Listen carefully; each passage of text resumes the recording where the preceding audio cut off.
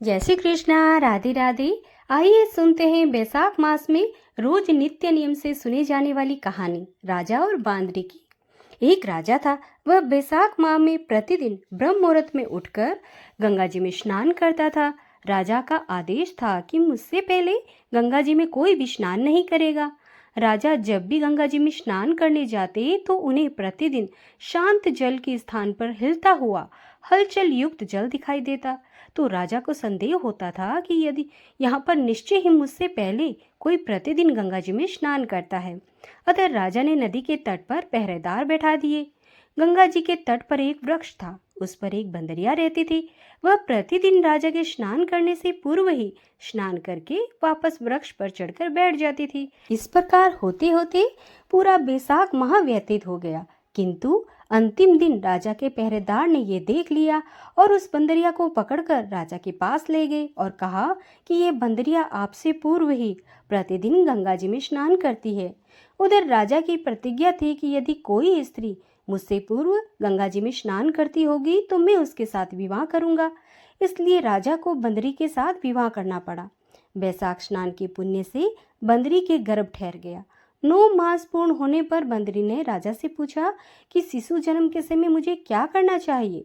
तब राजा ने महल में एक घंटी लगवा दी और बांदरी से कहा कि यदि जब तुम्हें दर्द हो तो तुम इसे बजा देना, मैं संपूर्ण प्रबंध कर दूंगा। राजा की अन्य रानियां भी थी जिनकी कोई संतान नहीं थी, अतः बंदरी को गर्व है यह समाचार जानकर अन्य रानियां ही मन उससे ईर्ष्या करने लगी और भावी संतान का नाश करने हेतु विभिन्न योजनाएं बनाने लगी। घंटी लगी देखकर एक रानी ने बंदरी से इसका कारण पूछा। बंदरी ने संपूर्ण वृत्तांत बता दिया। रानी ने उसे बहकाया कि एक बार घंटी बजाकर तो देख, राजा आते हैं या नहीं। बंदरी ने घंटी बजाई तो राजा दौड़े दौड़े महल में आए और घंटी बजाने का कारण पूछा। इस प्रकार बंदरी ने उत्तर दिया कि मैंने तो रानिया के कहने पर घंटी बजाई थी। तब रानियों ने राजा से कहा कि ये तो पशु है, न जाने कितनी बार घंटी बजाएगी। इस प्रकार कहकर उन्होंने घंटी को हटवा दिया। कुछ दिनों बाद बंदरी के शिशु जन्म का समय आया तो उसने अन्य रानियों से पूछा कि मैं क्या करूं। तब रानियों ने कहा कि तुम आंखों पर पट्टी बांधकर सो जाओ। बंदरी के बैसाख माह के स्नान के पुण्य प्रताप के रूप में एक सुंदर पुत्र हुआ। शिशु के जन्म होते ही उसके रोने से पूर्व ही रानियों ने उसे एक टोकरी में रखकर दासी को दे दिया और आदेश दिया कि इसे नदी में बहाकर आ जाओ, और उस शिशु के स्थान पर एक पत्थर रख दिया। राजा को भी कहलवा दिया कि बंदरी ने एक पत्थर को जन्म दिया है। राजा ने जब ये सुना तो उन्होंने भी संतोष कर लिया कि जब दूसरी रानियों के भी संतान नहीं है तो ये तो बंदरी है क्या, अर्थात यानी ये तो पशु है, इसका क्या संतान होगी। उधर दासी ने उस सुंदर से शिशु को नदी में न बहाकर कुम्हार के खड़दड़ में रख दिया। दूसरे दिन कुम्हार कुम्हारिन खदड़र आए तो वहां एक सुंदर शिशु को रोते हुए देखा। कुम्हार कुम्हारिनी भी निसंतान थे, अतः उन्होंने उस शिशु को अपने लिए भेजी हुई भगवान की भेंट माना और बड़े प्रेम से शिशु का पालन पोषण करने लगे। कुछ बड़ा होने पर उस बालक को यह ज्ञात हुआ कि वह रानी बंदरी का पुत्र है, जिसको रानियों ने मरवाना चाहा था। एक दिन वह बालक कुम्हार के बनाए हुए मिट्टी के घोड़े और हाथी लेकर पनघट पर जा बैठा और दासियों को देखकर कहने लगा कि आओ रे मेरे मिट्टी के हाथी घोड़े, पानी पियो। जब दासियों ने ये बात सुनी तो वह हंसने लगी और बोली, अरे मूर्ख, कभी मिट्टी के घोड़े और हाथी भी पानी पीते हैं? इस पर उसने उत्तर दिया कि कभी बंदरी के भी पत्थर जन्म लेता है। उस बालक की ये बात दासियों ने जाकर महल में कही। तब रानियों ने दूसरे दिन विष मिलाकर लड्डू भेज दिए। ईश्वर की कृपा से ही वे लड्डू गोंद और बादाम के हो गए, और जब उन्होंने लड़के को लड्डू खाने के लिए दिया तो लड़के ने लड्डू खा लिया, परंतु लड़के की मृत्यु नहीं हुई। यह समाचार दासी ने जब रानी को कहा तो रानी ने राजा से कहकर कुम्हार को देश निकाला दिलवा दिया। कुम्हार वन में रहने लगा। तत्पश्चात जब अगले वर्ष चैत्र माह की माता गणगौर के पूजन का दिन आया तो वह बंदरी के पुत्र 108 करवे और 108 गोली लेकर और घड़े में पानी भरकर बगीचे के बाहर बैठ गया। उधर राजा की और साहूकार की पुत्रियां गणगौर बनाने के लिए मिट्टी लेने के लिए गई तथा बगीचे में खेलते हुए झूला झूलने लगी। इस कारण कुछ समय बाद प्यास लगी।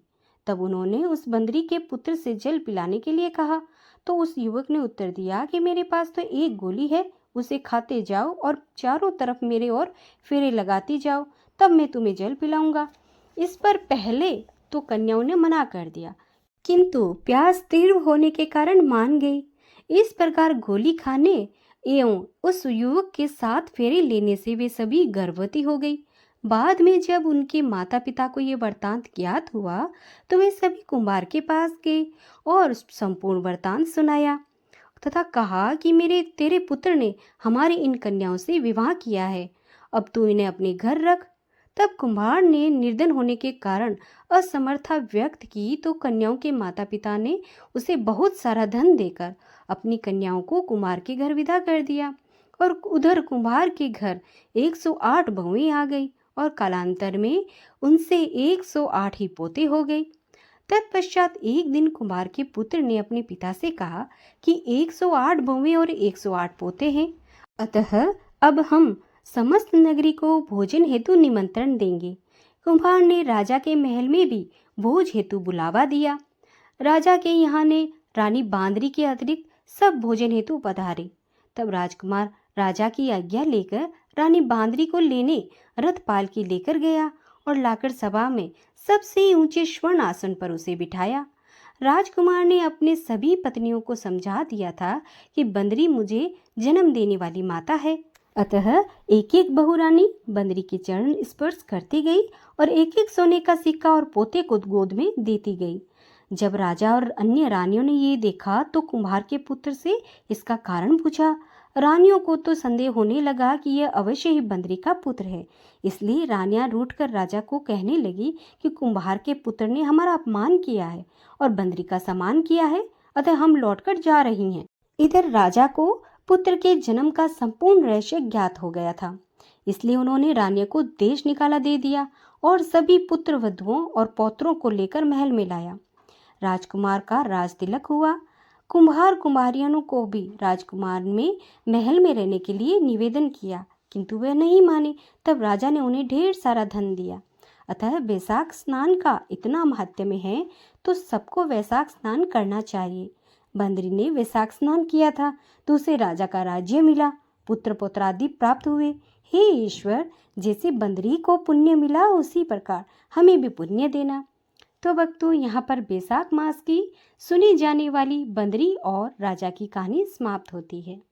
हरे कृष्णा, राधे राधे।